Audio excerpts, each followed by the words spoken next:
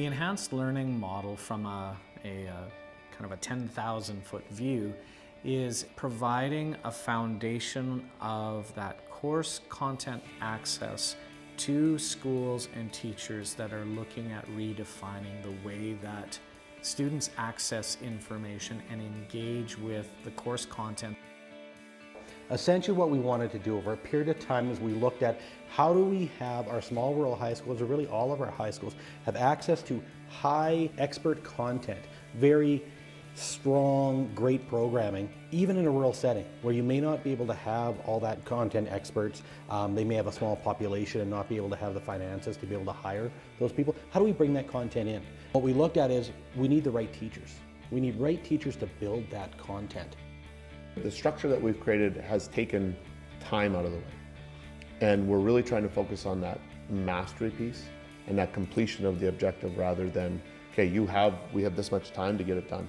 And there are some kids that can be done in 2 months on a course, and there are some kids that need the full year. And there are some kids that can't even be done in a year. They need to continue into the next year. So this framework allows us to do that. We've kind of said to our students that are in our trades kind of math and science, if you have 3 years to get through your 2 years of kind of material. But then there are some in that group that go, no, I'm going to get it done in 1 year. And so they'll get it done in 1 year. Time shouldn't get in the way of their learning. So we had some of our learning coaches within Division work with them. We had Apara work with them to gain the skills, the technical skills to do that. Once we knew the technical skills were there, even though these are masters of their own content, it was in a more traditional setting. They had some online experience, but this is a different facilitated model. We had to talk about what learning looks like.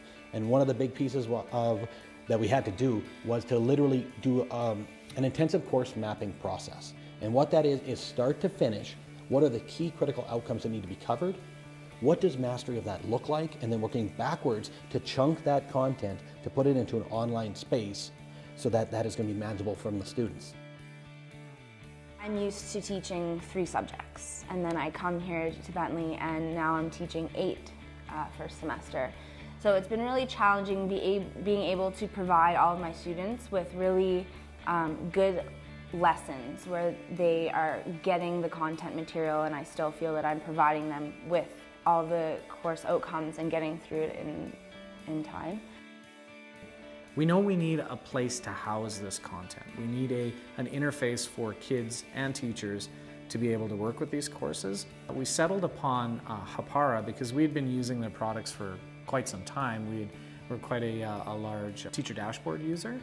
And then when Workspaces came along, we saw the natural fit there for being the warehouse, being the interface, being the one standardized platform that we build our enhanced learning model courses around. With the enhanced learning model, teachers have really had to work together. So when a teacher is implementing a workspace, a new course, they're able to reach out to the teacher that built that course and just ask questions and talk about ways that they can improve it, talk about things that aren't quite working and how they might tweak it a little bit. They can work together even throughout the school in making sure that they understand how to use the tool well, so they have to really collaborate on that. And the time that students are working in each course as well, they have to collaborate a lot on scheduling and make sure that the students have the time that they need to work through the courses that they are taking. It's changed a lot. It's, for one thing, everything has to be ready up front. So I have to have kind of all the pieces going before I start. And then even just my job as a teacher has completely changed. I'm no longer the person that has all the information I'm giving to you. I'm the facilitator of information. I'm the one who's just helping you through it. It was tough to get used to at first, but it's whatever is good for the students, right? That's the thing that really matters, and I see it being good for students. So I find differentiating really easy with the Hapara system because they have the ability to add groups into it, and with those groups you can allow a student to only see certain material or other material that you like.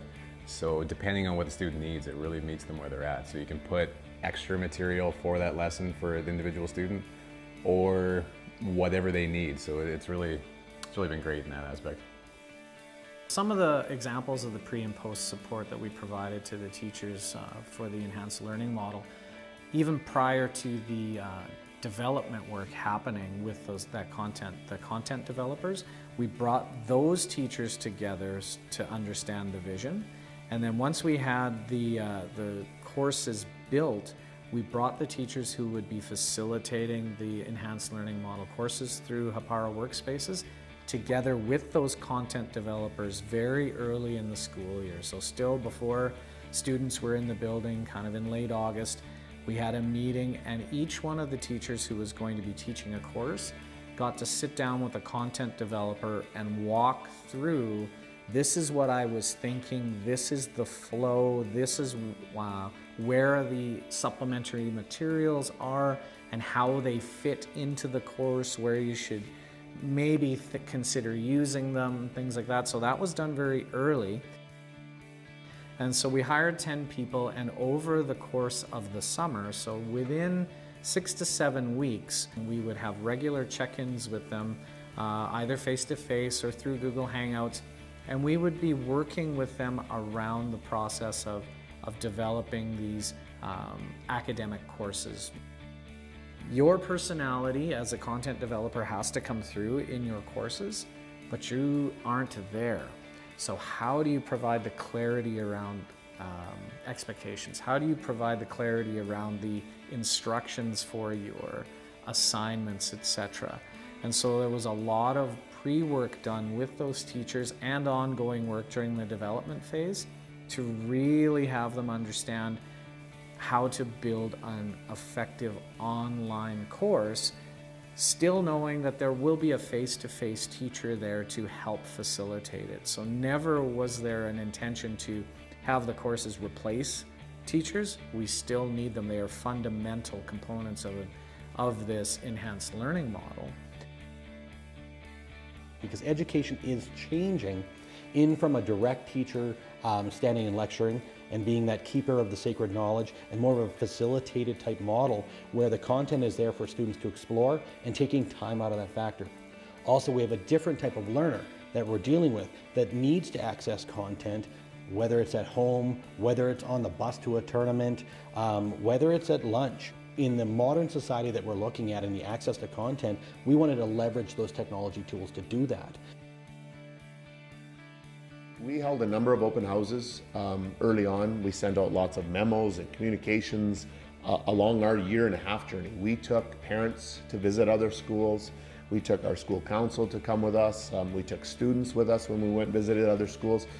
And so we wanted to take them and get their feedback about, okay, what did they see they liked? What did they see they didn't like? What did they think might work? What might not work? And so then we took their feedback and then we tried to encompass it, and ultimately it had to come down to somebody making that decision. And so the structure piece came down to myself and our admin team saying, okay, this is what it needs to look like. I guess one thing that's been really nice actually is just a common platform amongst all the courses, because the kids at our school now know what a workspace is, they know how it looks, they know how it works. It's difficult because I think that for teachers, we often want to teach how we were taught. And I'm used to teaching, I was taught using a traditional method. So when I first started teaching, that's kind of automatically how I want, that's how I just wanted to teach. But this really forces you to reflect on the needs of our students today and how they need to learn. And I don't think that the traditional method is engaging students anymore, that they need something more.